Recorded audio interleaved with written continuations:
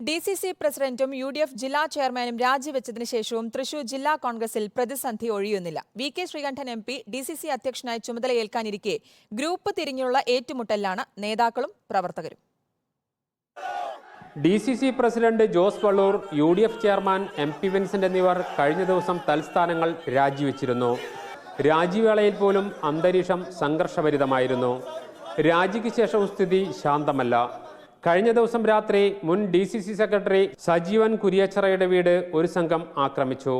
കോൺഗ്രസിലെ കയ്യാങ്കളിയുടെ തുടർച്ചയാണ് വീടാക്രമണമെന്നാണ് സജീവൻ ആരോപിച്ചത്. വീടാക്രമണത്തിൽ പോലീസ് അന്വേഷണം ആരംഭിച്ചെങ്കിലും പ്രതികളെ കണ്ടെത്താനായിട്ടില്ല. അതേസമയം ദേശീയ നേതൃത്വം ഇടപെട്ട് കർശന നടപടിയെടുത്ത ശേഷം പുതിയ DCC അധ്യക്ഷ സ്ഥാനം ഏറ്റെടുക്കാൻ പാലക്കാട് MP ശ്രീകണ്ഠൻ ഈ ആഴ്ചയെത്തും.